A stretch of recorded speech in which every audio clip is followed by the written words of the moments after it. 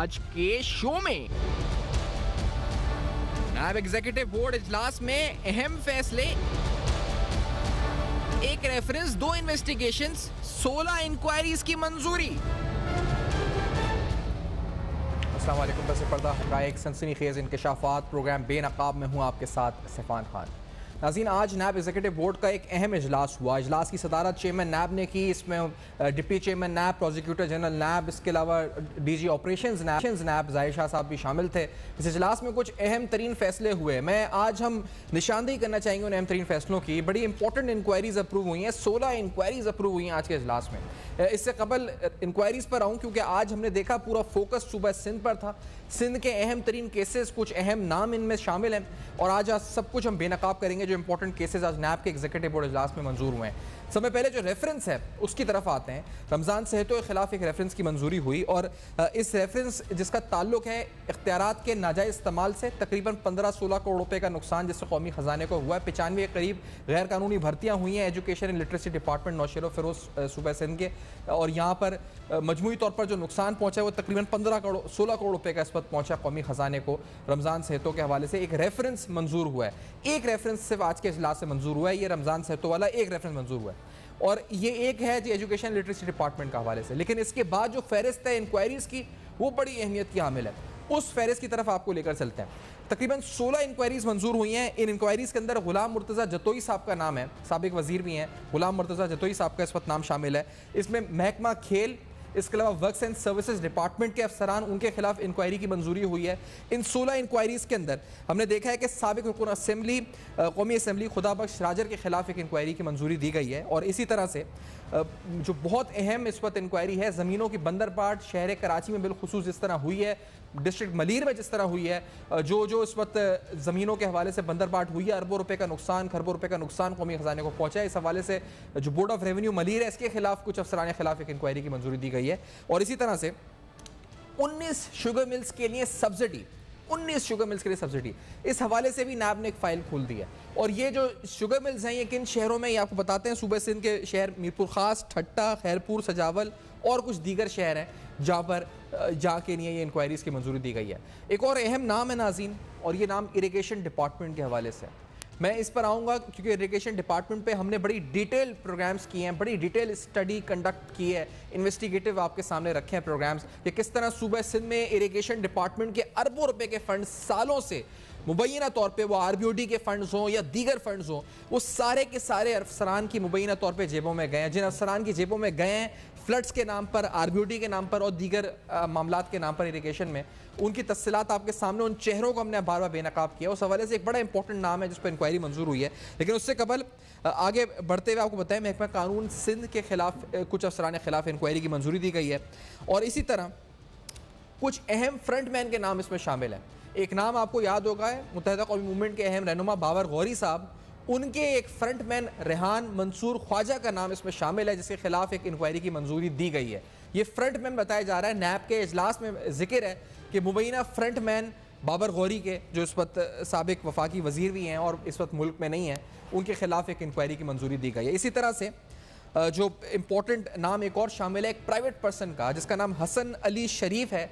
ये private person है और ये भी फ्रंटमैन है मुबैना तौर पे। और ये फ्रंटमैन किसका है? ये इस वक्त सूबाई वजीर है, इस वक्त काबीना के अंदर मुबैना तौर पे मुकेश कुमार चावला साहब का फ्रंटमैन है। और ये भी नैब बाकायदा लिख रहा है, बता रहा है लोगों को कि मुकेश कुमार चावला, उनके खिलाफ, उनके एक फ्रंटमैन के खिलाफ इंक्वायरी की मंजूरी दी गई है। तो इस वक्त बहुत से ताने बाने, बहुत से फ्रंटमैन भी नैब की गिरफ्त में आ चुके हैं मुबैना तौर पे। और इंपॉर्टेंट नाम वहीद शेख साहब का है, जो कि डिप्टी डायरेक्टर है एक्साइज एंड टैक्सेशन डिपार्टमेंट के।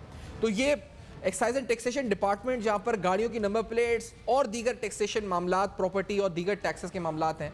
और यहाँ पर हम कई बार आपको रिपोर्ट किया है किस तरह अरबों रुपए की फिर नंबर प्लेट्स और जाली नंबर प्लेट्स और रजिस्ट्रेशन बुक्स में क्या क्या हुआ है। ये उस हवाले से बड़ा अहम डेवलपमेंट है जो हम आपके सामने रख रहे हैं। सूबा सिंध के आप समझे तो ज़मीनों के हवाले से, एक्साइज के हवाले से, इरिगेशन के हवाले से और इस पर दीगर हवाले से बड़े अहम केसेस अप्रूव हुए हैं। इसी तरह से आपको बताएं कि इसमें जो इंपॉर्टेंट नाम है गोटाबाद स्कीम, मलीर कराची के मलीर दोबारा जिक्र है जिसके अफसरान के खिलाफ इंक्वायरी की मंजूरी दी गई है। 2 हाउसिंग सोसाइटीज़ का जिक्र भी है, एक लाड़काना के अंदर इस पर मॉडल टाउन हाउसिंग स्कीम है और दूसरा गुलशन मुस्तफ़ा स्कीम जहाँ पर जिनके खिलाफ इंक्वायरी की, जिसकी इंतजामिया के खिलाफ इंक्वायरी की मंजूरी दी गई है। मिनरल डिपार्टमेंट का नाम इसमें शामिल है, रेवेन्यू डिपार्टमेंट सिंध के अफसरान का नाम शामिल है और फिर कंस्ट्रक्शन की तरफ एक कॉन्ट्रैक्टर का नाम शामिल है। ये बड़ा अहम नाम है, अगर जो लोग सूबे सिंध के मामलात को समझते हैं, अशरफ डी बलोच कॉन्ट्रैक्टर, इनके खिलाफ भी एक इंक्वायरी की मंजूरी दी गई है। तो ये बड़ा इंपॉर्टेंट नाम है इस वक्त। नाज़रीन, हम आपको बताएं तो सूबे सिंध में कुछ अहम पसे पर्दा और जो सामने नाम है उनके खिलाफ आज इंक्वायरीज की मंजूरी दी गई है। हमने इसमें जो जिक्र अयाज मेमन साहब प्रोजेक्ट डायरेक्टर, इनका भी नाम है और इसके अलावा इन्वेस्टिगेशंस के अंदर निसार अहमद खोड़ो साहब का इसमें नाम शामिल है, जो साबिक सूबाई वज़ीर बराए खुराक हैं सिंध फूड डिपार्टमेंट, और उनके दीगर अफसरान के खिलाफ इन्वेस्टिगेशन की मंजूरी दी गई है। और एक और इन्वेस्टिगेशन जो है वो सिंध डेवलपमेंट ऑर्गेनाइजेशन के खिलाफ जो है मंजूर की गई है, एक और जो दूसरी इन्वेस्टिगेशन इस हवाले से मंजूर की गई है। इरिगेशन डिपार्टमेंट से पहले मैं गैस की तरफ आऊँ, इरिगेशन डिपार्टमेंट में सुपरिटेंडेंट इंजीनियर प्रीतम दास का नाम इसमें शामिल है। अब ये नाम बड़ा अहम इस वक्त है, इसके हवाले से डॉक्टर फहमीदा मिर्ज़ा साहिबा सीडा के हवाले से बात करती रही हैं कौमी असम्बली के फ्लोर पर कि सीडा के अंदर जो मामलात हैं सूबे सिंध में जो पानी की तकसीम के हवाले से जो इक्वालिटी होनी चाहिए वो नहीं रखी गई और करप्शन हुई। इरिगेशन डिपार्टमेंट तो पैसे की लूट मार हुई, RBOD के नाम के ऊपर फार्म हाउसेस बने, सफारीज बने, क्या नहीं हुआ वो सब कुछ, और इनके इस वक्त असासों की भी तफसीलात हम आपको प्रोग्राम में दिखा चुके हैं। तो बड़ा अहम आज का इजलास है। ब्रिगेडियर हेड फारूक हमीद साहब भी साथ मौजूद हैं, नैब के साबिक डायरेक्टर हैं, हमारे साथ इमरान शफीक साहब साबिक प्रोसिक्यूटर नैब भी साथ मौजूद हैं। फारूक हमीद साहब, ये तो बड़े अहम नाम शामिल है सूबे सिंध में, तो अगर आप कहा जाए तो कॉन्ट्रैक्टर से लेकर इरीगेशन, मिनरल महकमा का बड़े अहम डिपार्टमेंट्स के नाम इसमें आ चुके हैं इस वक्त। फारूक हमीद साहब, नैब की गिरफ्त मजबूत हो गई है सूबे सिंध की तरफ? जी बिस्मिल्लाह, बहुत शुक्रिया सिफान। मेरा ख्याल ऑल क्रेडिट टू नैब कराची, नैब सिंध आप कहें कि इन्होंने ये सारे इंक्वायरी इन्वेस्टिगेशन की रेफरेंसेस उन्होंने तैयार किए हैं। आप मुझे बताएं कि कोई डिपार्टमेंट आपने छोड़ा है इस EBM में? तो लग रहा है कि ये सिंध की गवर्नमेंट का हर डिपार्टमेंट, उसके लोग जो हैं उनके खिलाफ ये करप्शन के इल्जामात और ये इंक्वायरी इन्वेस्टिगेशन ये ऑर्डर की गई है। देखिए ये क्या शो कर रहा है, आई एम नॉट सरप्राइज, क्योंकि हम तो कितने सालों से कह रहे हैं, सुन रहे हैं, देख रहे हैं, और फिर मोहतरम चीफ जस्टिस साहब ने कितनी मरतबा कहा है कि सिंध में तो कोई गवर्नमेंट ही कोई नहीं है, अगर है तो इनकॉम्पिटेंट गवर्नमेंट है। तो ये तो जब चीफ जस्टिस साहब कह रहे हैं तो फिर पीछे क्या रह गया? तो ये नैब ने जो किया है, अगेन मैं कहूँगा इट इज नॉट सरप्राइजिंग, और मैं तो कहूँगा कि ये क्या शो करता है कि सिंध की government is a model of misgovernance. हर इदारा, कोई इदारा आपने छोड़ा है, यानी कि जितने इनके महकमे हैं, चाहे वो उसमें देखें अपने एक्साइज डिपार्टमेंट वाले हों, इरिगेशन वाले हों, रेवेन्यू डिपार्टमेंट के लोग हों, फिर साबिक वज़रा जो हैं, सिटिंग वज़रा हैं, वो लोग हैं, उनके खिलाफ ये तमाम केसेस हैं, मिनिस्ट्री ऑफ अथॉरिटी, नेपोटिज्म, ये तमाम चीजें। हम स्टोरीज करते रहते हैं। ये बात बड़ी नाज़रीन को बताना जरूरी है कि इनमें जो नाम शामिल है ब्यूरोक्रेसी के भी, यहाँ पर इतने मजबूत लोग मुख्तलिफ डिपार्टमेंट्स में बैठे हुए हैं जो वज़रा से ज़्यादा मजबूत हैं, जिनको वजीर भी नहीं हटा सकते, जो डायरेक्ट कनेक्शंस रखते हैं, स्ट्रॉन्ग पॉलिटिकल कनेक्शंस रखते हैं या बासर हलकों में कनेक्शंस रखते हैं, उन्हें ना कोई हटा सकता है और सालों की सर्विसेज उनकी हो जाती हैं, उनको ना उनका डिपार्टमेंट चेंज होता है, ना उनको कोई हटा सकता है, और वो बराजमान है उहदों पे डिस्पाइट ये तमाम इंक्वायरीज और इन्वेस्टिगेशन के। समय पहले तो मुझे बताएं कि उनके साथ क्या होना चाहिए अकॉर्डिंग टू द लॉ, जो अभी भी बैठे हुए हैं अपने इन इंक्वायरीज के अप्रूव होने के बाद।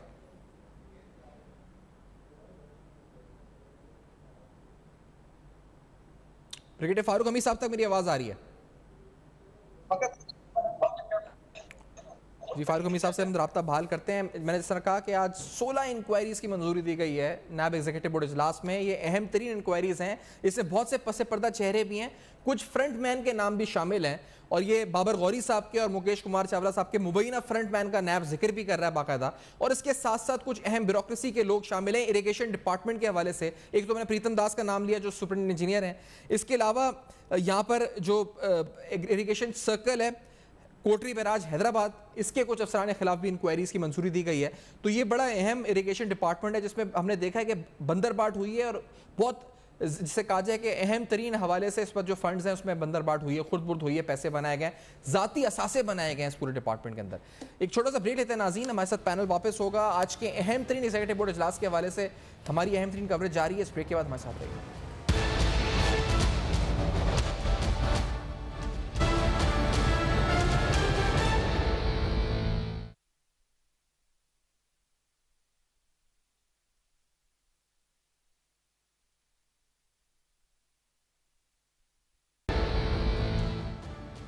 Welcome back. आप देख रहे हैं बेनकाब, और आज बेनकाब में आपके सामने तफसीलन हम आपको बता रहे हैं कि आज होने वाले नैब एग्जीक्यूटिव बोर्ड इजलास में जो 16 इंक्वायरीज अप्रूव हुई उसमें सूबा सिंध के अहम नाम शामिल हैं। ना सिर्फ वो बल्कि उनके फ्रंट मैन के नाम भी शामिल हैं। इमरान शफी साहब साबिक प्रोसिक्यूटर नैब भी हमारे साथ मौजूद हैं। इमरान साहब ये बताएं कि ये जो आज इंक्वायरीज अप्रूव हुई हैं ये यकीनी तौर पर एक डायरेक्शन की तरफ है। सूबा सिंध के केसेस थे, लेकिन क्या ये केसेस किस रफ्तार से आगे बढ़ेंगे, क्योंकि इससे पहले बहुत सी इंक्वायरीज अप्रूव हो चुकी हैं, बहुत सी अंडर इन्वेस्टिगेशन है या कुछ रेफरेंस के स्टेज में जाती हैं, लेकिन इस प्रोसीजर और इस प्रोसेस के ऊपर लोग सवाल उठाते हैं कि क्योंकि आप प्रोसिक्यूशन में रह चुके हैं तो लीगली आपको लगता है कि नैब जब इस फेज में आता है तो इट हैज स्ट्रॉन्ग एविडेंस ताकि वो आगे लीगली भी उसको प्रूव कर सके अगर ऐसा अदालत में पेश किया जाए तो। इमरान साहब देखिए, सबसे अहम बात तो ये है कि नैब को अब रियलाइज ये कर लेना चाहिए कि बहुत अरसा हो गया और नैब अब मैच्योर इदारा बन चुका है। किसी इदारे के लिए 20-22 साल का अरसा बहुत बड़ा अरसा हुआ करता है और नैब के अफसरान भी अब बहुत ट्रेंड हो चुके हैं। कम से कम अब ये बात जरूर रियलाइज कर देनी चाहिए कि जब आप केस फाइल करते हैं और कोई इन्वेस्टिगेशन शुरू करते हैं, इंक्वायरी शुरू करते हैं, इंक्वायरी के दौरान आपको इतनी एविडेंस जरूर इकट्ठी कर लेनी चाहिए कि जिससे ये तासुर मिल सके और ये चीज एक अदालत के सामने आप उसको जस्टिफाई कर सकें कि आपने जो इंक्वायरी शुरू की है उसमें वाकई करप्शन हुई है, करप्शन के नतीजे में लोगों ने फवायद उठाए हैं और उन फवायद को नैब ने उनकी छानबीन करके वहां तक सुराग हासिल कर ली और नैब के पास काफी और शाफी शहादत मौजूद है जिसकी बुनियाद पर मुलजिम को कटहरे में लाकर उसको सजा दिलवाई जा सके। बदकिस्मती से नैब ये 22 साल में ये सबक हासिल नहीं कर सका और अभी भी जो धड़ाधड़ जो इंक्वायरियां और इन्वेस्टिगेशनें की गई हैं, जिसको आम जुबान में कहा जाता है थोक के हिसाब से 16 इन्वेस्टिगेशन और इंक्वायरियां एक ही इजलास में मंजूर की गई हैं। मुझे तो इस बात पर हैरत है कि 16 इंक्वायरियां एक इजलास में जब आप मंजूर करते हैं तो उस बोर्ड ने इन पर गौर फिक्र कितना किया होगा। एक इंक्वायरी जो है वो नैब का रेफरेंस हुआ करता है, वो 40-40 वॉल्यूम्स पर मुश्तमिल होता है और अगर जो है वो आप खाली उसकी इन्वेस्टिगेशन रिपोर्ट ही अगर किसी की उठा लें तो आप देखिएगा आपको नजर आएगा कि इन्वेस्टिगेशन रिपोर्ट ही 40-40, 50-50 सफात पर मुश्तमिल होती है। उसमें गवाहान की तादाद ही जो है वो फहरिस्त इतनी लंबी होती है कि 300, 400 गवाहान भी अक्सर कई रेफरेंसेस में पाए जाते हैं। जब इतने बड़े बड़े पैमाने पर आप किसी चीज पर गौर फिक्र कर रहे हैं, अगर उस इजलास में 5-5 मिनट भी अगर एक इंक्वायरी पर गौर फिक्र किया गया हो और डेलिब्रेशन की गई हो, यकीनन 5 मिनट में तो एक बंदा नहीं बोल सकता। अगर 10 लोग वहां मौजूद हैं उस इजलास में और वो सारे लोग उसमें अपना फीडबैक दे रहे हैं तो आप जरा अंदाजा लगाएं और अगर वो उस रेफरेंस को पहले से पढ़ के आए हुए हैं और उस पर बात करना चाहते हैं तो एक दिन में तो ये 16 इंक्वायरी और इन्वेस्टिगेशनें मंजूर कर देना और बोर्ड में कर देना, ये खुद इस बात की अलामत मुझे तो ऐसा लगता है कि जैसे ये जल्दबाजी में किया जाने वाला काम है। और इस जल्दबाजी मैं इमरान शफी साहब आपसे ये कहना चाहूंगा कि ये तो ठीक है, चलें आप उस प्रोसेस पे सवाल उठा रहे, लेकिन हम ये तो नहीं कह सकते या इसको तो हम नलिफाई नहीं कह सकते कर सकते कि करप्शन नहीं हुई। सूबे सिंध में जो मजमूई तौर पे जिन डिपार्टमेंट्स के नाम है, स्पेसिफिक महकमों के नाम है, रेवेन्यू मलीर, इसी तरह इरिगेशन डिपार्टमेंट के नाम है, तो ये तो यहाँ बच्चा जानते हैं कि हुई है ये सब कुछ बंदरबाट। ये है जी आप जरूर करप्शन, लेकिन अदालतें प्रिजम्पशन पर सजा नहीं दिया करती। अदालतें इस बुनियाद पर किसी को सजा नहीं दे सकती कि ये महकमे ऐसे हैं कि बदनाम है या ये महकमे ऐसे हैं कि जिन पर उंगलियां उठाई जा सकती हैं, यहाँ करप्शन हुई होगी। भाई सबसे बदनाम महकमा और उंगलियां उठाने वाला महकमा तो आजकल बताते खुद कुछ लोग नैब को भी करार देते हैं। लेकिन मामला ये है कि आप प्रिजम्पशन पर तो केस नहीं बना सकते। केस बनते हैं इस बुनियाद पर कि आपने इन्वेस्टिगेशन एजेंसी ने कितना माइंड अप्लाई किया उस पर, कितनी डेलिब्रेशन की है, कितना संजीदगी से इन चीजों पर गौर फिक्र किया है। तो एग्जीक्यूटिव बोर्ड के इजलास में 16 इंक्वायरियां और 2 इन्वेस्टिगेशनें एक ही मीटिंग में मंजूर कर दिया जाना और उसका प्रेस रिलीज जारी किया जाना, मुझे बजाते खुद ये कोई दिल को मेरे ये बात लगी नहीं। फारूक हमीद साहब, आपकी राय भी हम जानना चाहेंगे इस बारे में। फारूक हमीद साहब, आप भी अगर अपनी राय देना चाहें इस बारे में। और दूसरी बात यह कि आप कह रहे थे उस वक्त, थोड़ी सी आवाज में इस वक्त खलल आया था कि ये जो जिनके नाम है इस वक्त कितने अहम है, और ये फ्रंटमैनों का भी जिक्र इसमें है। फारूक हमीद साहब, बाबर गौरी साहब के फ्रंटमैन, मुकेश कुमार चावला साहब excise and taxation department, frontman का लीगली किस तरह केस से ताल्लुक फिर बनता है आगे जाकर? फारूक हमीद साहब देखिए, पहले जो हमारे मोहतरम प्रोसिक्यूटर साहब जो बात कर रहे थे, मैं उनसे एग्री नहीं करता हूँ। मैंने भी एग्जीक्यूटिव बोर्ड मीटिंग्स जो है प्रोविंशियल लेवल पे वो भी अटेंड हम करते रहे, फिर एट दी हेडक्वार्टर भी हम अटेंड करते रहे। ये कोई काम जो है ना, कोई घंटे डेढ़ का काम नहीं होता। ये जब एग्जीक्यूटिव बोर्ड के सब लोग बैठते हैं तो मेरा ख्याल है ये कई घंटे बैठते हैं, और ये नहीं कि हर इंक्वायरी इन्वेस्टिगेशन के वो जनाब तमाम 40 वॉल्यूम्स पढ़ेंगे। They have to go through the executive summary. उनको जनाब एग्जीक्यूटिव समरी पेश की जाएगी हर केस की कि जनाब ये ओवरऑल समरी है, ये इसके मेजर सेलिएंट पॉइंट्स हैं, और ये हमारी मेजर जो है वो फाइंडिंग्स हैं। तो लिहाजा मैं sorry, I will not agree कि जनाब वो एग्जीक्यूटिव बोर्ड में जो है बस एक आई वॉश होता है और आधे घंटे के लिए बैठते हैं और खाना पूरी करते हैं और प्रेस रिलीज जारी करते हैं। तो no, I think that is not the case. दूसरी बात ये है कि सिंध के हवाले से मैं ये कहूंगा कि अब तो कोई रहा ही नहीं कि जिसके बारे में कोई इंक्वायरी इन्वेस्टिगेशन या रेफरेंस ना दायर किया हो या लोग अंडर ट्रायल ना हो। ये आपने सही कहा, ये तमाम जिस तरह जरदारी साहब की शुगर मिलों की बात हुई है, ये 18 शुगर मिलें को मेरी आपके नहीं है, आम लोगों की नहीं है, ये वही जरदारी फैमिली के उनके फ्रंटमैन लोगों की है। और आप देखें कि NAB after all they are going after them. वो अलग बात है कि नैब कराची में अभी तक उस तरह की मेजर कोई कन्विक्शन जो है वो सामने नहीं आई है, सिर्फ सिवाय वो अपना जो फिशरीज डिपार्टमेंट के थे, मैं नाम उनका भूल रहा हूँ, निसार मुरई साहब, एक वो कन्विक्शन आई है। लेकिन पिछले चंद महीनों में और रिसेंटली ऑल्सो लवाई ग्रुप इन लोगों ने भी अपना जनाब वो प्ली बार्गेन की है, और फेक अकाउंट्स जिसके ज्यादातर ताल्लुक जरदारी और इनके फ्रंटमैनों से है, 33 बिलियन रुपीस रिकवर हुए हैं। तो देखें, ये ऐसी कह देना कि ये सब ऐसे ही हो रहा है, नहीं, I think this is not fair. मेरा ख्याल ये है। और दूसरा मैं बताना भूल गया, सिंध के चीफ मिनिस्टर, देखें अगर जरदारी साहब को फरियाल तारपुर साहब को नैब अरेस्ट कर सकती है, तो जिस तरह सिंध चीफ मिनिस्टर साहब का जो केस है वो बड़े एडवांस स्टेज में चला गया, हो सकता है कल उनको भी नैब अरेस्ट कर ले। तो ये बाकी जो वज़रा हैं, ये देखें चीफ, मैं दोबारा रिपीट कर रहा हूँ, बीच में वो लाइन खराब हो गई थी, चीफ जस्टिस साहब से ज्यादा बेहतर कोई बात नहीं कर सकते। उन्होंने कहा है कि मिस गवर्नेंस है, गवर्नमेंट की नाम की कोई चीज नहीं है, इनकॉम्पिटेंट ये लोग हैं। जिस इदारे को आप उठा के देखेंगे, इस ईंट को उठाएंगे सिंध के अंदर, वहां करप्शन ही करप्शन मिलेगी। बट हैविंग सेड दैट, मैं यहाँ ये भी कहूंगा कि मुझे बड़ा अफसोस आ रहा है ये देख के कि पंजाब में यहाँ पे जो शहबाज शरीफ साहब हैं और उनके जो और बाकी लोग हैं मनी लॉन्ड्रिंग में, वो केसेस मार्च से रुके सारे। एहतसाब अदालतें जो है वो बंद पड़ी हैं, और पीछे तो मैं जो कुछ वीडियोस देखी हैं कि रिकॉर्ड जो है वो सारा बंद करके उसको रिकॉर्ड रूम में भेजा जा रहा है। ये बड़ा अहम पहलू है जिस पे हम आएंगे भी, लेकिन मैं ये आपसे एक सवाल पूछा था उस वक्त भी। मैं इमरान साहब आपकी कानूनी राय इस पर जानना चाह रहा हूँ। इजलास में जो हुआ था आपने इस पर जिक्र किया, दोनों ने अपने अपने ओपिनियन दिया। सर ये मुझे बताएं कि कानूनी तौर पर जब किसी का नाम आ जाता है, एक फैसला सिंध हाईकोर्ट में रिसेंटली हुआ था कि अगर आपके खिलाफ पेंडिंग रेफरेंस है या आपके खिलाफ कोई ऐसा जो कंप्लेन है जो उस वक्त अंडर ट्रायल है, तो you can not hold a public office.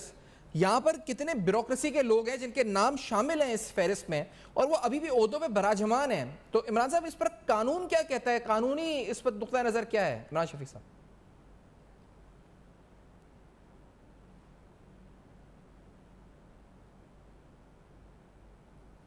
Imran Shafiq साहब तक अगर मेरी आवाज आ रही है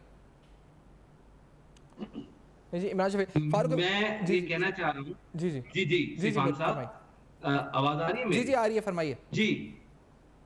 महज किसी शख्स पर किसी इंक्वायरी या इन्वेस्टिगेशन का शुरू हो जाना, ये इस बात की इजाजत नहीं देता कि उसको उसके पब्लिक ओहदे से जो है वो रिमूव कर दिया जाए, जब तक कि अदालत में उसके ऊपर कोई केस साबित ना हो जाए और वो अदालत उसे जो है वो गिल्टी डिक्लेयर ना कर दे। हाँ, अगर कोई बंदा किसी इन्वेस्टिगेशन के दौरान अरेस्ट हो जाता है तो अरेस्ट होने के बाद बहरहाल इंतजामी तौर पर उसे सस्पेंड कर दिया जाता है और अगर उसके खिलाफ डिसिप्लिनरी एक्शन महकमाना तौर पर शुरू हो जाए तो यकीनन महकमाना जो अमल दरामद है उसके नतीजे में उसको जो भी सजा मिलती है वो एक अलग मैटर है। लेकिन महज नैब की तरफ से अगर कोई इंक्वायरी इनिशिएट हो जाए या इन्वेस्टिगेशन स्टार्ट हो जाए और हम ये तवक्को रखें कि वो अफसर जो है वो, ये तो फिर बहुत आसान हो जाएगा। किसी भी अफसर को जिसको आप नापसंद करते हो, सच्चा झूठा नैब में एक इन्वेस्टिगेशन या इंक्वायरी का लेटर जारी करवाएं और उसके बाद उसको कहें कि अब तुम्हारे खिलाफ इंक्वायरी इन्वेस्टिगेशन शुरू हो गई है, तो अब तुम वो काम नहीं कर सकते। फिर तो आजादी के साथ कोई भी पब्लिक ऑफिसर जो है वो पब्लिक सर्वेंट है, वो अपनी जिम्मेदारियां अदा नहीं कर सकेगा और फिर तो ब्यूरोक्रेसी का निजाम ही नहीं चल सकेगा। और फारूक हबीब साहब, आपकी ये कतन ये इजाजत नहीं है। फारूक साहब, ये आपकी राय जी, बात ये है, नहीं देखिए इस वक्त जो प्रोसीजर चल रहा है वो तो यही है कि जो बंदा जिस पोस्ट पे बैठा है, चाहे वो पब्लिक ऑफिस होल्डर है, ब्यूरोक्रेट है, सियासतदान है, मेंबर ऑफ द पार्लियामेंट है, कि वो अपना ट्रायल फेस कर रहा है और लोग ये कहते हैं ये इल्जाम है, हो सकता है इल्जाम साबित ना हो। हालांकि मैं ये समझता हूँ 11-12 महीने मिनिमम की इंक्वायरी इन्वेस्टिगेशन और फिर जब रेफरेंस दायर होता है तो नैब वालों के पास अब इतने वो ट्रेंड अफसर हो गए हैं। देखें जो उनके पास आए थे इन्वेस्टिगेशन ऑफिसर, आज वो बने हुए अपना डीजी नैब बने हुए रीजनल ब्यूरोज के। कहने का मतलब मेरा यह है कि इतनी मेहनत के बाद जब एक इंक्वायरी तैयार होती है, रेफरेंस दायर होता है, तो उनके पास कुछ शवाहिद होते हैं, सबूत होते हैं। और याद रखें कि जब तक प्रोसिक्यूटर जनरल जो है अपना रीजनल ब्यूरोज की भी, जब तक वो क्लियर नहीं करते हैं, नो ऑब्जेक्शन सर्टिफिकेट नहीं देते हैं, कोई रेफरेंस दायर नहीं हो सकता। इसका मतलब कि वो समझते हैं कि सफिशिएंट एविडेंस आ गया है, ये केस ट्रायल कर दिया है, अब आप जाएं रेफरेंस को दायर करें। और इन्वेस्टिगेशन और रेफरेंस तकरीबन एक ही चीज है फाइनल स्टेज के ऊपर। तो मेरा ख्याल है असुरन ये होना चाहिए, किसी के खिलाफ नैब की इंक्वायरी हो, इन्वेस्टिगेशन हो, जितनी मेहनत से मामला को देखा जाता है, he should step down, he should be. और कई केसेस आए हैं, डॉक्टर बाबर लोग हैं। अच्छा, let's take a break over here sir. Break लेनी है, हमें कमर्शियल ब्रेक की तरफ जाना है, तो we'll join you after this break. हमारे साथ रहेगा नाज़रीन, इस ब्रेक के बाद आपको दोबारा ज्वाइन करते हैं।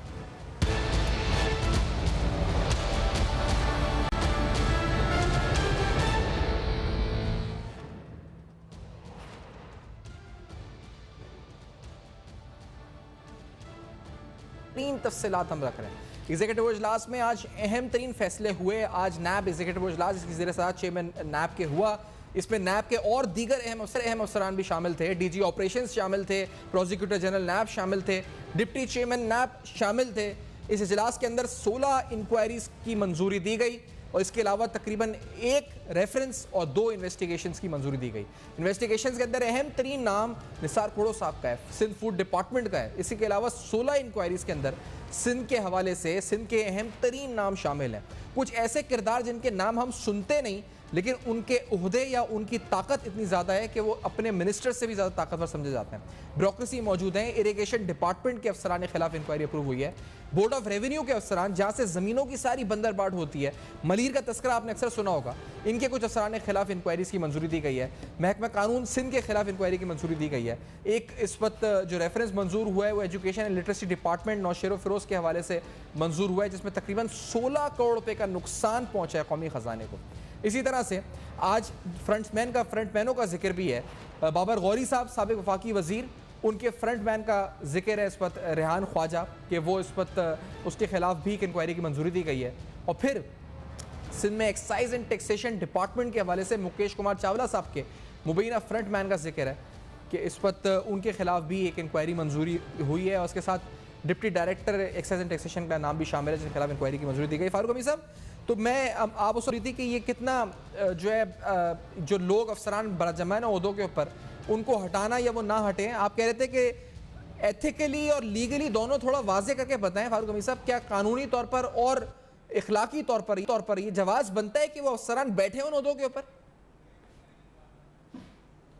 देखें, इखलाकी तौर पर तो जवाब नहीं बनता, लेकिन अनफॉर्चुनेटली इस वक्त सिस्टम ये, हमारा रूल ऑफ बिजनेस ये है कि लीगली वो अपनी जगह बैठ सकते हैं जब तक उनकी कन्विक्शन नहीं होगी किसी अदालत से, तो उसमें तो बड़ा टाइम लग सकता है। आपको मालूम है कि कितने 300 से ज़ायद ऐसे सिंध के गवर्नमेंट के अफसर हैं जो प्रमोट भी होगी अपनी जगह बैठे हुए, जिनके खिलाफ तो फैसले भी आए थे, वॉलंटरी रिटर्न उन्होंने की थी, फिर सिंध हाई कोर्ट में केस किया, उन्होंने कहा जी ये तमाम लोग जो बैठे हैं ये क्यों अपनी जगह बैठे हैं, इन्होंने करप्शन पैसा रिटर्न भी किया, फिर भी ये बैठे हुए प्रमोट भी हो रहे हैं। सो इस पर कोई एक अपना नैब कानून में कोई अमेंडमेंट होनी चाहिए कि जो भी जब जिसका केस रेफरेंस जब दायर हो जाए, चले इंक्वायरी इन्वेस्टिगेशन में ना करें, रेफरेंस जब दायर हो जाए, that means he is going to be under trial, उस वक्त that man should leave the public office जब तक उसका ट्रायल मुकम्मल नहीं होता। बाबर अवान साहब के केस में क्या हुआ था, उनका जब वो केस हुआ तो उन्होंने जनाब अपने ओहदे से इस्तीफा दे दिया और कहा कि जब तक मैं अपने आप को क्लियर नहीं कराऊंगा एहतसाब अदालत से, I will not come back. वो क्लियर हुए 6-8 महीने के बाद, he came back. That's the moral way and that should also be the rule of business for the government. ये तो पार्लियामेंट अपना कैबिनेट का काम है कि वो इस किस्म के कोई कानून सारी करे, नैब ऑर्डिनेंस में अमेंडमेंट लेके आए। होना नहीं चाहिए कि सिंध चीफ मिनिस्टर साहब जो है वो ये तनकीद है अपनी जगह। इस वक्त आप मुझे बताएं, क्योंकि ये जो भी इमरान शफी साहब फरमा रहे थे वो बिल्कुल ये बात है कुछ हद तक दुरुस्त कि एक साथ इतनी इंक्वायरीज, एक साथ इतनी इन्वेस्टिगेशंस की मंजूरी, और ये नहीं कि किस तरह हुई, लेकिन इसके बाद इसका फॉलो अप और इसको मंतकी अंजाम तक पहुंचाना वो बहुत ज़रूरी इस वक्त है। और नैब इस पर कब महारत हासिल करेगा कि ये तमाम जो इंक्वायरीज हैं ये नैब भूल नहीं जाएगा, इनको आगे मंतकी अंजाम तक पहुंचाएगा। बहुत सी इंक्वायरीज ऐसी हैं, हमारे पास रिकॉर्ड है 15 की 16 की जो अभी तक रुकी हुई हैं, आगे नहीं बढ़ती। फारूक हमीद साहब, नहीं, आपकी बात सही है कि कैपेसिटी इशू भी हो सकता है नैब कराची में मिसाल के तौर पे, लेकिन अब इंक्वायरी अगर आप बिल्कुल करेंगे नहीं, इनको भी बिल्कुल छोड़ देंगे, तो फिर हो सकता है कल को ये बिल्कुल केसेस सारे डेड हो जाए, कल को हो सकता है कैपेसिटी की बढ़ जाए, हालात बेहतर हो जाए। और दूसरा एक बात है, देखें, जब एक दफा रेफरेंस जो है रेफरेंस दायर हो जाता है तो मैं समझता हूँ कि उस वक्त फिर नैब के हाथ से मामला बहुत हद तक निकल जाते हैं। शहबाज शरीफ साहब को मैंने आपको बताया वो कैसे उनका केस अंडर ट्रायल चल रहा है, और जनाब जजेस को उन्होंने 3 महीने से फारिग कर दिया हुआ है और नए जजेस पोस्ट नहीं कर रहे एहतसाब अदालत में लाहौर में, और वो उनको एडजर्नमेंट पे एडजर्नमेंट मिल रही है और दफ्तर जो है वो भी शिफ्ट हो रहे हैं। तो मेरी नज़र में वो तो इंडेफिनेटली केस जो है केसेस उनके मनी लॉन्ड्रिंग के वो तो अल्तवा भी चलेंगे। तो it is a big challenge for NAB, इसमें कोई शक नहीं है। आजकल तो मैं ज़ाती तौर पर बहुत डिमोरलाइज हूँ कि ये देखें इतने बड़े बड़े मनी लॉन्ड्रिंग के केस जो है उनको आगे चल ही नहीं रहे हैं। अब जरदारी साहब के आप देखें उनका क्या अपना केस जो है इजलास के हवाले से कराची फारूक हमीद साहब, क्योंकि ये तो आपकी ठीक है, आपके जेन्युइनली आप डिसअपॉइंटेड हैं। राजा आमिर अब्बास साहब भी साथ हैं, साबिक प्रोसिक्यूटर नैब हमारे साथ। राजा आमिर अब्बास साहब, एग्जीक्यूटिव बोर्ड इजलास में आज सुबह सिंध के हवाले से 16 इंक्वायरीज हैं तकरीबन, और एक रेफरेंस है, 2 इन्वेस्टिगेशंस हैं, 16 इंक्वायरीज हैं, बड़े बड़े नाम हैं कॉन्ट्रैक्टर्स के, फ्रंट मैनों के, इरिगेशन डिपार्टमेंट, महकमा कानून। आपने देखा है, अगर इसकी आपकी नजर से गुजरी है, सुबह सिंध पर आज फोकस रहा है इस वक्त नैब, कोई पॉलिसी शिफ्ट है या आपको लगता है नैब अपनी गिरफ्त मजबूत कर रहा है सुबह सिंध में करप्शन केसेस पे? राजा साहब, देखिए, आपके गालिबन अक्सर शोज में जब मैं आता हूँ तो आप क्योंकि सिंध के हवाले से ज्यादा बात करते हैं और हमें यही नजर आता है कि जी आज ईवीएम ने सिंध के हवाले से इन मेगा प्रोजेक्ट्स में ये इंक्वायरीज अप्रूव कर दी, इन्वेस्टिगेशंस में कन्वर्ट कर दी, लेकिन उसके बाद हम देखते हैं जैसे अभी फारूक साहब बात कर रहे थे कि जी वो किधर के केसेस, जब हमने सिंध में देखा कि वो 2 मरले का बाथरूम था, एक बाथरूम में 3-3 LEDs लगी थी, किधर के वो सिंध के केसेस जब हमने देखा कि जी वो पापड़ वाला और फालूदे के केसेस थे। तो बात ये है कि मैं समझता हूँ कि ये जो अगले 6 माह हैं इसमें ये ईवीएम को सील कर देना चाहिए कि ये कोई नई फ्रेश इंक्वायरी, फ्रेश इन्वेस्टिगेशन ना करे नैब की, और ये पब्लिक के लिए ऑप्टिक्स को खत्म किया जाए। ऑलरेडी जो केसेस चल रहे हैं उन केसेस को परसू किया जाए, जहां पे 1-1 साल ओमनी ग्रुप वाले केस में चार्ज नहीं फ्रेम कर पाती नैब, वहां पे नैब इन्वेस्टिगेशन और इंक्वायरीज में आवाम के सामने ला के लोगों को बोला के, और इस किस्म की छोटे ठेकेदारों से, छोटे जो जमीनों वाले हैं उनसे कुछ ना कुछ प्ली बार्गेन करके कुछ वसूलियां होती हैं, बट द पर्पस ऑफ जो आपकी अकाउंटेबिलिटी है, अकाउंटेबिलिटी ये है कि अकाउंटेबिलिटी को आप बताइए कि जनाब आपने ये जो मेगा किसको कहते हैं? आई थिंक इनको मेगा की समझ नहीं आ रही। मेगा कहते हैं कि आप आसिफ अली जरदारी का जहां नाम आता है, फरियाल ट्रांसपोर्ट का आता है, वो क्या हुआ खुर्शीद शाह के 5 अरब के केसेस के, और उनका हमें कुछ पता नहीं चला, वो अभी तक ट्रायल की किस स्टेज पे हैं। तो ये वो फैक्टर्स हैं कि they should stop now this optics, और आज इतनी ईवीएम में हो गई, और ये ईवीएम के लिए मेरे ख्याल में और कोई नहीं तो हाई कोर्ट या सुप्रीम कोर्ट में एक दरखास्त लगाई जाए कि खुदारा इसको बंद करें और इसको कहें कि जो पहले अप्रूव किए हुए केसेस हैं उनको आप अपनी किसी लॉजिकल मंतकी अंजाम तक ले जाइए, और फिर ये ईवीएम वाला स्टोरी लोगों को सुनाए। अच्छा, क्योंकि अब आवाम हम पे हंसती है। अगर आपने एक बात नोट की, नैब कराची की हद तक हमने देखा है कि यहाँ पर जो अरेस्ट होते थे वो अब यानी कम हो गए, काफी हद तक कम हो गए हैं। जो 2015-16 में सूरत हाल थी कि रोज कोई गिरफ्तारी होती थी, कहीं रेड होती थी नैब की तरफ से, तो ये इसकी वजह कहीं यही तो नहीं कि कानूनी तौर पे पहले नैब मजबूत होना चाहता है, केस स्ट्रॉन्ग बनाना चाहता है नैब कराची, और फिर उसके बाद गिरफ्तारी की तरफ जाना चाहता है, और इसी वजह से इतना जो ऐसे ऐसे लोग हैं जो जिनके नाम भी आ जाते हैं इंक्वायरी इन्वेस्टिगेशन में, ना वो गिरफ्तार हो रहे हैं और ना वो ओहदों से इस वक्त हट रहे हैं, वो बराजमान है ओहदों के ऊपर। राजा साहब देखिए, ये एक तो ये बड़ी अजीब सी बात है कि नैब सिंध कोई और नैब तो नहीं है, वही नेशनल अकाउंटेबिलिटी ऑर्डिनेंस 1999 है कि जो कि पूरे मुल्क में यकसा है। एक तरफ हम देखते हैं कि शहबाज शरीफ मेगा प्रोजेक्ट, आज वो ख्वाजा आसिफ की जरूरत होगी। हम देखते हैं कि सुप्रीम कोर्ट में वो जो कॉन्विक्ट और मफरूर और भगोड़े नवाज शरीफ साहब हैं कि जो कि अदालत से कह के मैं इलाज करवाना चाहता हूँ, उनकी सालों साल से अभी तक अपील पे ये फैसला नहीं हो पा रहा कि आया वो केस चलना है या नहीं। तो ये यकसर एक पॉलिसी पूरे मुल्क में होनी चाहिए कि नैब अगर किसी को अरेस्ट करती है तो ये कलरफुल डिस्क्रिप्शन को खत्म होना चाहिए और इसमें एक इनका यूनिफॉर्म पॉलिसी आ जाए कि जनाब ये अरेस्ट के ग्राउंड्स हैं, ये जमानत के ग्राउंड्स हैं। कभी हम देखते हैं कि जी लाहौर हाई कोर्ट से जमानत के कुछ और ग्राउंड्स मिलते हैं, इस्लामाबाद हाई कोर्ट की कोई और अपनी रीडिंग होती है, सुप्रीम कोर्ट कुछ और कह रही है, खुर्शीद शाह का केस सुप्रीम कोर्ट में पड़ा हुआ है, वो चल नहीं पा रहा। तो ये जो इस किस्म की इसमें मुतज़ाद पहलू हैं, इनको जब तक सेटल नहीं किया जाएगा तो एहतसाब को ना अक्रॉस कोर्ट को कहा जाएगा और ना ही इस अदालती निज़ाम को कहा जाएगा कि वो इस मुल्क में बड़ी अफादियत से कोई एहतसाबी अमल को आगे लेके चल रहे हैं। और आपने एक बात की, आपने कहा कि नई जो इस वक्त इंक्वायरीज और इन्वेस्टिगेशंस बल्कि ईवीएम पे ही पाबंदी लगानी चाहिए। फारूक अमीर साहब, do you agree with this के फिलहाल नई ना हो, पुरानी को मंतक ज़्यादा पहुंचाया जाए? ये आपको राय कैसी लगती है, तजवीज़? नहीं, वो नहीं, देखें राजा अभी हमारे बड़े बहुत सीनियर प्रोसिक्यूटर रहे नैब में, वो ठीक है कि जो पुरानी इंक्वायरीज हैं उनको मुकम्मल करें, इन्वेस्टिगेशंस को, रेफरेंसेस को मुकम्मल करें, बनते की जाते के लिए, वो सब ठीक है। लेकिन बात यह है कि अगर आप जो केसेस आपके सामने आ रहे हैं, अगर आप उनके खिलाफ कार्रवाई शुरू नहीं करेंगे तो फिर वो बैकलॉग बहुत ज़्यादा इकट्ठा हो जाएगा। फिर वो देखें, सुप्रीम कोर्ट ने कितना ज़बरदस्त काम किया, उन्होंने कह दिया 120 नई एहतसाब अदालतें बनाएं। अभी गवर्नमेंट ऑफ पाकिस्तान जो है वो 30 अदालतें उन्होंने बनानी थी, इसमें भी 1.5 साल लग गया। तो असूलन तो अगर सुप्रीम कोर्ट के ऑर्डर्स के ऊपर अपना पूरा इम्प्लीमेंट किया जाए तो अदालतें आपकी ज़्यादा हों, उनकी के पास हो, तो ट्रायल्स जो है खुद ब खुद तेज़ होंगे। और फिर जो अभी लाहौर में हुआ है, एहतसाब अदालतें जो बंद हुई हैं पिछले 4 महीने से, जजेस नहीं है, फिर ऐसी सूरत हाल नहीं होंगी, फिर केसेस जो है वो स्पीडीली चलेंगे। मैं समझता हूँ चेयरमैन नैब को, प्राइम मिनिस्टर ऑफ पाकिस्तान को, they should go back to the supreme court कि जनाब ये लेकिन आप जो भी कहें फारूक अमीर साहब, मैं लीगल सिस्टम है, फारूक साहब जो भी कहें कि केस मंतक अंजाम तक पहुंचा नहीं पहुंचा, लेकिन नैब ने 2020 में 323 अरब रुपए बिलवास्ता और बिलावास्ता जो है कौमी खजाने को वापस लौटाए हैं, बदउनवान अनासिर से जो लूटी हुई रकम थी वापस की है। ये आज भी जिक्र है इसकी प्रेस रिलीज में 2020 में, सिर्फ 2020 में 323 अरब रुपए। आज अच्छा फारूक अमीर साहब, तो अब ये हम कहें कि मंतक अंजाम तक पहुंच रहा नहीं पहुंच रहा, केस की नहीं, तो और क्या होगा मंतक अंजाम?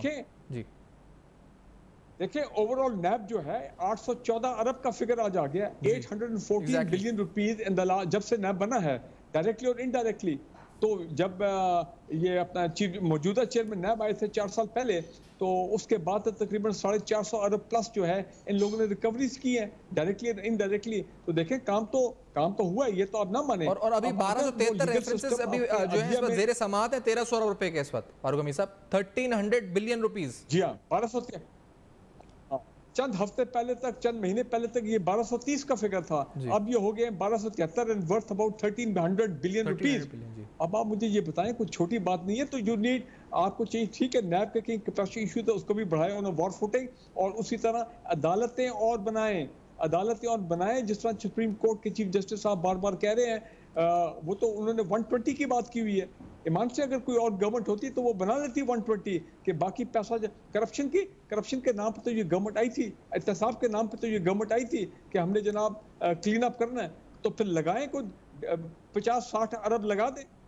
नए अपना 120 अदालतें कायम करें, हर साल 30 अदालतें कायम करें। कम ये तो होना 1.5 साल हो गए तो पहली 30 अदालतें भी ऑन ग्राउंड नहीं आई हैं, तो फिर ये मसले तो बैकलॉग तो इकट्ठा होगा। You can't blame NAB for it. NAB का काम उन्होंने अपने करना है। एग्जैक्टली। तो मैं इसी फिगर पे वाइंड अप करते फारूक हमीद साहब, मैं आपका भी शुक्रिया अदा करूंगा, राजा साहब का भी, इमरान शाह का भी। 2020 में 323 अरब की रिकवरी, उसके अलावा तक मजमूई तौर पे 814 अरब की रिकवरी और 1300 अरब के रेफरेंसेस, 1272 1273 रेफरेंसेस ज़ेर समाअत हैं नैब के। तो शायद कारकर्दगी के हवाले से अगर बात करें तो ये जुमला ही काफ़ी है जो रिजल्ट्स बता रहे हैं।